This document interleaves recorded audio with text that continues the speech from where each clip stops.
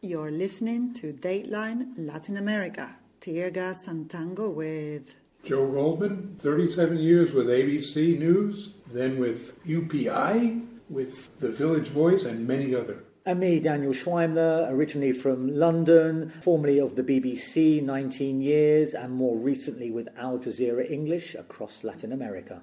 They'll be sitting at a kitchen table in Buenos Aires talking about their journalistic adventures across the region, covering earthquakes, flooding and fires, talking to presidents, charlatans, sports stars and other newsmakers. In short, journalism and the state of the world. And we have, at the end of 2025, new president of Chile was elected, José Antonio Kast. Doesn't take office until March the 11th. So that's something for the Chilean people and the rest of Latin America to look forward to. Far-right guy, son of a serving Nazi German during the Second World War, arrived in Chile with his wife in 1950, had many children, started making sausages. One of those children, younger children, is José Antonio Kast, a huge fan of Augusto Pinochet, the former dictator. No apologies for the human rights abuses committed then. So that's something Chile has got to look forward to. Wow. In the first round of the election, I believe the first round was in October, the right wing in Chile got almost 70% of the vote. They had three candidates. They had a Nazi, they had a imitation psychopath as Milei is, kind of like a Milei clone. You know, he clones dogs and he also clones himself. And then the third candidate was this guy, I believe his name was Parisi, who was actually out of the country because he's wanted in Chile because he has not paid alimony payments. So he's been living in Alabama for the last God knows how many years as a professor of economy. And this is traditionally one of the more stable, sensible, serious countries in Latin America. Absolutely. So yeah. The first round was actually won by the communist candidate, Janet Jara, who in the second round, I guess, Kast obviously got those eliminated right-wing candidates. He got their vote and won with a resounding, it must be said, 58% of the vote. So. Yeah, although he did not get all those votes. God knows which votes went to, or maybe some people just didn't vote, although it was obligatory. For the first time in many years, wasn't Yes. it? The first time it was obligatory that people had to vote. But I think a lot of people were complaining that it was two extremes. They had the communist candidate, Janet Jara, and they had José Antonio Kast, a renowned right-winger, son of a Nazi. Now, if Nazi. people who are listening are wondering who's the Brit and who's the Yank, we only need to say the word obligatory or Obligatory. And you should know who says what. There you go. So many more. There are many There's more. a lot, There's a lot of those. I mean, I covered the elections in Chile, the previous ones, at the end of 2021, where Kast was beaten on that in the last round, in the final round on that occasion, by Gabriel Boric, the outgoing president, who was the student leader from the far south of Chile, promised a great deal, didn't he? I mean, it looked really, because of those protests in 2019, they were going to reform the constitution, it must be said, which bore many elements left over from the Pinochet dictatorship. He was going to get rid of that. He was going to make Chile a far more inclusive country, indigenous people, women, LGBTQ. These people would have a say in the running of the country. They had a plebiscite, a vote on whether this new constitution would be adopted, this People's Assembly, and they lost. Yes. And they never really recovered, I think. Pretty drugged in that election. They really lost by a lot. Yeah. No. It wasn't even close, and it really provided a shadow over the rest of his government. And one has to say that we're seeing that all over the place in the world, that incumbent candidates just are losing everywhere.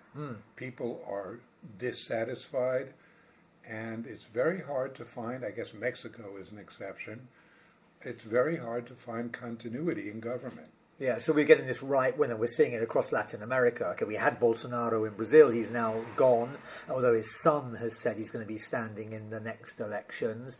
Milei, obviously here in Argentina, Bukele in El Salvador. We've got Daniel Noboa in Ecuador. They're all expressing support for one another of the far right, and obviously their guiding light there, is Donald Trump in the United States. What a guiding light, let me tell you. Exactly, yeah. So they're all staunch supporters, all very keen to get on his good side. And there is help available, as we saw with Trump and the Argentine midterm elections, and no doubt Kast, when he takes office, will be seeking some of that support. So, I mean, he's not in office yet, but he's promising all sorts, promising to build a moat. A moat, Okay, Trump promises a fence, doesn't he? To stop the Mexicans and Central Americans coming in. Kast is promising a moat between Chile and Bolivia to stop the Bolivians coming in, Peruvians as well. My time I actually did stories in the Bolivian-Chilean border in the town of Churania, and it was, and this is back in the Pinochet years, it was a major area of cocaine transport to the coast of Arica in northern Chile. And the amount of border transgressions was unbelievable at that time. But you didn't have the problems of Bolivians. I mean, a moat would not have solved the problem because the drug dealers would have put boats in or whatever, killed the crocodiles, and got their substances over the border.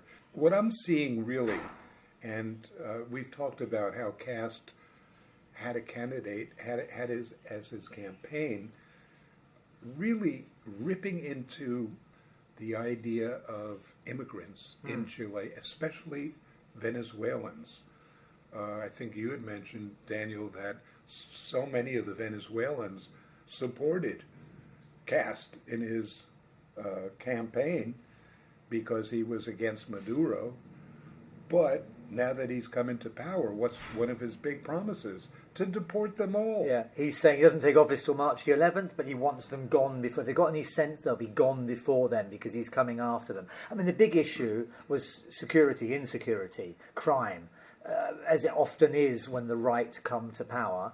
This is Chile, one of the lowest murder rates, lowest crime rates anywhere in Latin America. I was there recently. I've been there a couple of times in 2025. Santiago, relatively safe, usual precautions apply like anywhere else, but a really kind of laid-back, safe country, large middle-class areas, police everywhere. It's not that dangerous. It didn't seem to me, okay? You can ask some Chileans, they might tell you otherwise. And much of that, this perception of the rising crime is blamed on the foreigners. Yet the statistics don't support that. The crimes that are being committed, there's no more foreigners committing them than there are Chileans committing them. Yet that's the perception that they've managed to build up, And all the statistics in Chile show that violent crime is down. And it's been going down at a steady rate in the last decade. What you can see here, which is something I think you see all over Latin America, and even in some Western civilization, quote-unquote, countries, is the media projecting this tremendous bias about crime. Well, the UK certainly, and then the rising crime blamed on the migrants. And yes. One migrant commits a crime, Afghan, commits an assault, sexual assault. Let's get rid. Well, it's in the United States as well. Let's then get rid of all of them. They're all to blame. A little bit like saying one accountant commits rape. Let's chuck all the accountants out. It makes no sense. There's no logic to it. Yet that's the perception. In the US, we had a crime where a physicist killed two people in Brown University and then turned his gun on a very world-famous physicist at MIT who was also from Portugal, which the shooter was from, and they had gone to the Técnico University in Lisboa, and they knew each other. And, it was a terrible, terrible crime. The gunman then was found dead. He committed suicide a few days later. But what was the U.S. government reaction? We're going to look into the Portuguese students coming into the United States. Ban all Portuguese physicists. Jesus They're all murderers. It's crazy. But that is very much the politics that's been applied, here, the UK, and certainly in Chile. I mean, my biggest fears in Chile, I was one of the jobs I did last year, middle of April of last year, was in the centre of Chile, Temuco, the Araucanía region, which has a predominantly indigenous Mapuche community. And there are some fairly radical armed groups out there who will clash with the police every now and then and set fire to trucks which are involved in logging and other things. Yes. I mean, what Kast has said, he's going to go all out to wipe these groups out. But really what it is, it's an anti-indigenous, there's a lot of racism towards Chile's large indigenous community. So I wouldn't want to be living in that Mapuche region at the moment in central Chile, or central southern Chile. It's something that Boris said he would try and sort out. The story we were covering was a big report. Finally, they were going to sort things out, give a voice to the Mapuche people, and nothing really came of it. And yet another report that was done, it was delivered, and so the Mapuche themselves are losing faith with, as some of them see it, the invaders' policies towards them. But I have to say, even with university people and progressives, they don't want to take on the issue of the Mapuches as much as I would have hoped. No. Well, we were there, foreign, media outlets covering, going around talking to the various indigenous leaders, the Mapuche leaders, going into their kind of social centres. That, it was a fairly big story. We did not come across a single Chilean film crew, journalist, photographer covering that same story. Yeah. Some of them covered it from Santiago, but none of them had invested in sending reporters down to do this story. So it was almost as though we were kind of like a novelty almost. The fact we were foreigners, first of all, the fact we were showing an interest. We were, we were waving our camera and microphones around saying, what's your take on it? What's your opinion? So people in general, the Mapuche, were very keen to speak to us, as were some of the opponents. The kind of the Chilean non-indigenous people who live in the area were also had things to say, but weren't being listened to, they felt, by the national government. Well, I have to say a couple of things. First of all, God bless Al Jazeera, one of the few networks that actually does journalism. And I have to say also that journalism has been degraded to such a point in the world that I was just talking with a friend about this today. Humor has replaced journalism. Yeah, really. And you look at South Park, for example. This whole year, they have been the main anti-Trump forum in the United States. We were talking about how one of their writers took over the Trump Kennedy Center domain and has been writing just incredible things. And I mean, they're kind of like a comedy guerrilla group. Right.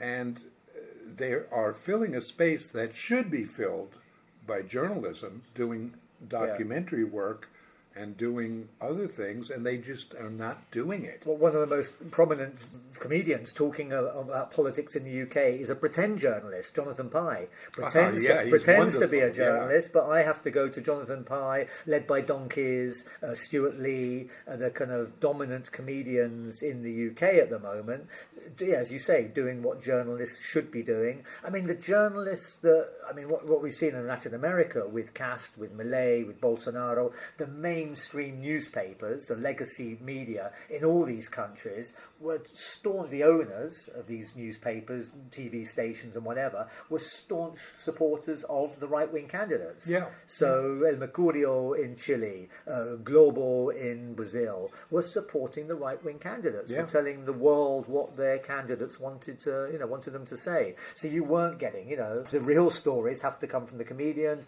from individual podcasts, there is independent media out there, but doesn't have the reach still that the old legacy media still even has. the Washington Post under Bezos has gotten terrible in its columns and its op-ed pages. They're really, that thinking of Bezos is infused. But in their reporting, they're still good.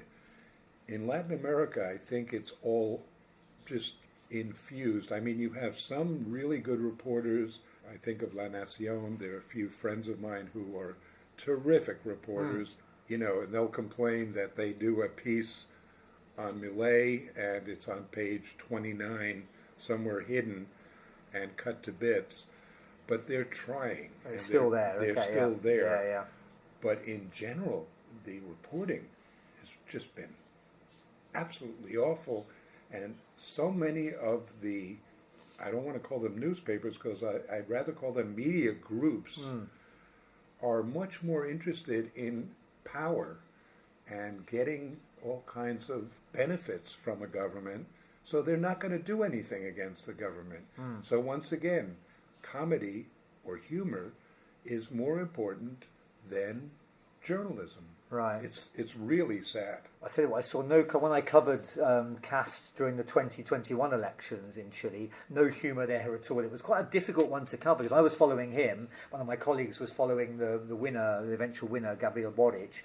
But as I was doing lives, for Al Jazeera, a lot of his supporters, some wearing Pinochet T-shirts, others draped in the Vatican flag. This is young men mostly. In the Vatican flag? Yeah. These kind of staunch, very conservative Catholics were harassing us. We're getting very close, listening to what I was saying. I was talking in English, obviously. Some of them, were speaking English, and were trying to listen to what I was saying, and then were butting in, and then were arguing, and they weren't letting us say what we wanted to say. They were being quite aggressive and quite threatening while we were out there. So it was quite a nasty atmosphere. But it was a difficult one to cover. Now going to be the official atmosphere in Chile. I'm sure. Yeah. So I mean, he's promised it, hasn't he, Kast? I mean, he is a staunch Catholic, right-wing Catholic. Abortion is already quite difficult in Chile anyway, but he said abortion, even in cases of rape, will not be allowed. He himself has 9 kids,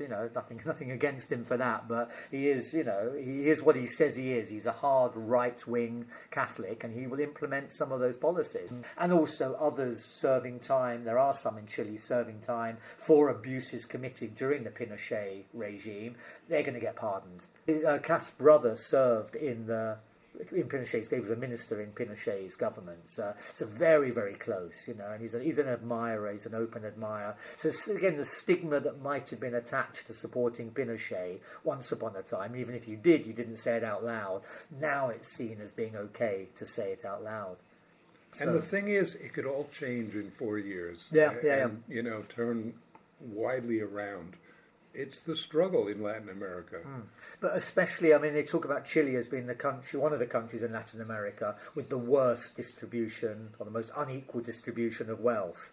And so I wonder, we talk about the extreme now in this recent election, communist versus far right, yet late 60s into the early 70s, we had the Salvador Allende democratically elected radical left-wing government implementing all sorts of changes, overthrown in a coup on the 11th of September 1973 by Pinochet. He enjoyed great support, Allende, but so too did Pinochet when he came into office. We like democracy, but it had gone too far. Terrible things were being done. We need to support, the right wing, get the economy back on track. He did get the economy back on track, but for a tiny elite of, your copper barons, you're already stinking rich. And you see the displays of wealth in Chile. You also see the great poverty, and it was the great experiment, wasn't it, under Pinochet? The kind of Milton Friedman, the Chicago Boys, Margaret Thatcher, Ronald Reagan became great admirers of this kind of hard right. And they were successes, but really they were failures also. The banks were in terrible shape under Pinochet. I remember times in Chile where the inflation rate was just huge. Yeah. So there were really ups and downs.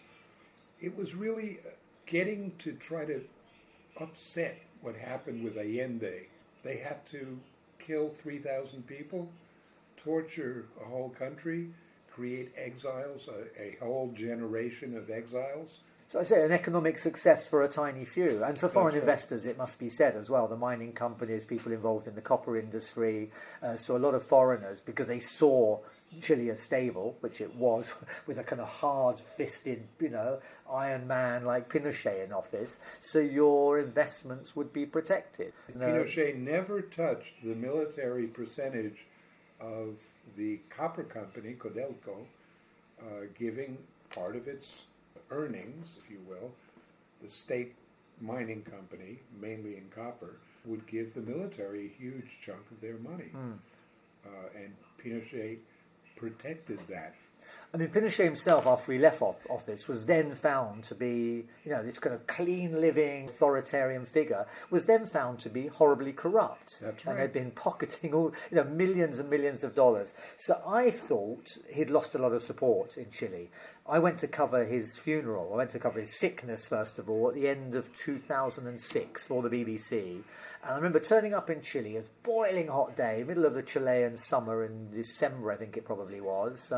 And there were lines, there were queues, miles long, mostly elderly people, standing in the blazing sun. Some of them didn't have their hats on, but to pay their last respects to this corrupt former dictator. I remember The that numbers whole were time, massive, yeah. So. And they forgot because there was a whole scandal about a Washington bank where he had millions of dollars socked away.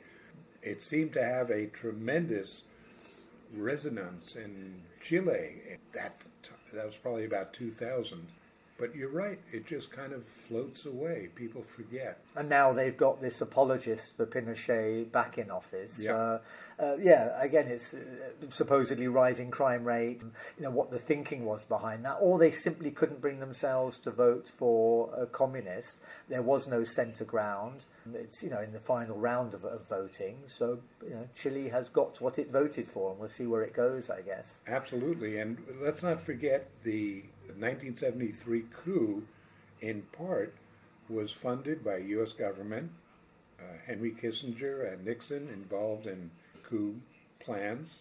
And let's not forget the Chilean media helping out Pinochet and creating all these false dynamics, food shortages, and we're seeing it again. It's again and again in Latin America that although you do have progressive governments, they cannot eat away at the issues, I'm thinking media here in a lot of ways, that absolutely are against their function. And, they have not been able to really resolve those issues. Well, they've never dealt with none of the progressive. I think Lula in Brazil made great efforts to try and alleviate poverty, and he did to a large extent. The figures speak for themselves. I think the Kirchners as well, they managed to alleviate a great deal of poverty, but they've never managed to deal with the kind of systemic issues of inequality, and those go right back to the conquest, the Spanish conquest, that money, wealth, power is still in the hands of some of the early families, the conquistadores who came here and have vast haciendas all over Latin America. I saw an article the other day, I think in The Guardian, by Ernesto Samper, former president of Colombia, talking about exactly that a lot of these people who feel left out, who haven't seen their, not seen the poverty relieved in any way, shape or form, see these progressive parties talking about issues they see as woke, whatever woke means these days. But what it is, it's not a redistribution of wealth. So they're talking about LGBTQ rights, they're talking about abortion, all obviously connected one way or the other with more progressive governments, but they feel they've been neglected. While the middle classes, their rulers, be they of the left or the right, talk about these other issues. So I don't know how much. No, and the other thing is, when changes are made, it's so difficult to make changes against wealth in these countries that when you do make them, you take so much energy in changing them, and to revert back is so easy. Yeah. So you have differences in energy expenditure, and that shows also. Look at what happened in Brazil after Lula had so many years of really changing the country. It reverted right back, even before Bolsonaro came in. Because redistribution of wealth obviously means that some of the stinking rich might be forced to give up some of their ill-gotten gains. Yes. And nobody gives up ill-gotten gains easily. So there was a reaction among the newspaper magnates, big business. We saw it here in Argentina after the Kirchners. We definitely saw it in Brazil. They're not prepared to make that sacrifice. They'll still be stinking rich, but not as rich as they were, to give money to these kind of unwashed, landless people, demanding their rights. They're educating them, for Christ's sakes. They're teaching them to read and write, And once you start teaching people to read and write, which is what Lula did, they start making demands. You know, and I think the very rich, I mean, Brazil, Chile, were outraged by that and, you know, responded accordingly to make sure that they got one of their people. And we're seeing a wave across Latin America, other parts of the world as well, of these right-wing libertarian leaders like Kast taking office and will ensure the status quo remains and the rich aren't touched, I imagine. And I don't know about your thinking, well, I do know about your thinking, but if you look at I've been in Latin America for 41 years. The best years in countries like Brazil, Argentina, Uruguay were when progressive leaders were in there. You know, the distribution changed, things changed, and people don't respect those. And certainly media has not covered that to the extent that they should have, both here and outside. I mean, when I read even the New York Times, which has great journalism in many ways, their coverage of things in Latin America, they just are on a different page. Yeah. Well, we come back to the issue, either you kind of divert with silly stories, with fluffy stories, or you go back to the issue of security or insecurity, because that's what fills that void. I mean, apparently, looking at the statistics, 63% of Chileans said that insecurity was their biggest concern in this country, as we've mentioned, that doesn't have that higher crime rate. But that's what's, you know, concerning them. That's what's worrying them far more than the inequality, the poverty, which obviously concerns those who are suffering from it. But the issue, the thing being discussed in the newspapers, is the I would say that in place of journalism, we have, in most places in the world today, myth makers more than journalism going on. And it is really sad to see, and it has caused a lot of the problems we have today. And I say this also, I think of Lula in Brazil, how some of the foreign business interests were against Lula, certainly against Kirchner in Argentina, and against Correa in Ecuador. Those were the best years they had. Right. They made more money in those years. Why? Because the population was calm. There was no craziness. Everybody knew what was going on. The rules were set. Ever since then, it's been chaos. It's been total chaos. Well, the other great issue that is generally ignored and is what these right-wing leaders have in common, you know, the great issue of our day is climate change. And yet, you know, Kast has said he doesn't believe it's as bad as people make out. It's not man-made. I mean, he's a denier, as is Trump, as is Bolsonaro, as is Milei. Am I right that Kast said that he's going to pull out of Paris? I don't know. It's quite possible. I think he said that in one campaign speech. It wouldn't surprise me. And what's he got to lose? Why wouldn't he? If he doesn't believe that climate change is an issue. But again, it's a diverting away. You know, blame the immigrants for the rising crime rate. Never mind the fact that you're suffering from far more flooding than you've ever had. We're suffering a extreme heat wave. Okay, they happen. But they're happening with greater frequency and they're more severe. That we're all living with, especially in Latin America, because money hasn't been spent as it should on the infrastructure, on the flood defences, on the fire defences. So when they happen, they are more severe than they've ever been. Yet we're not talking about it. Politicians aren't talking about it. Chile has a big problem with its glaciers also. Its glaciers will disappear. All their tourism in the south, Torre de Paine, all their tourism is going to go down the tubes. What are people are going to go to places to see ex-glaciers? It's like, give me a break.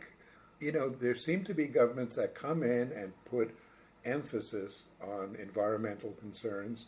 Think of Lula, who had, I can't remember her name, but the woman from the Amazon, the leader of the environmental movement in Brazil, who actually is the current environmental minister. When you have that, it's wonderful. But if you go, 4 years after, you bounce around to an anti-environmental message, it really affects the country. Right. Well, we'll talk about Kast again, obviously, when he takes office in March. In the meantime, I think to cheer us up, we're going to talk about music, aren't we, next time round? Yes, because there's always good. That's one thing you can rely on. There's always good music around Latin America. Everywhere, every corner of the continent, from Cuba down to Tierra del Fuego.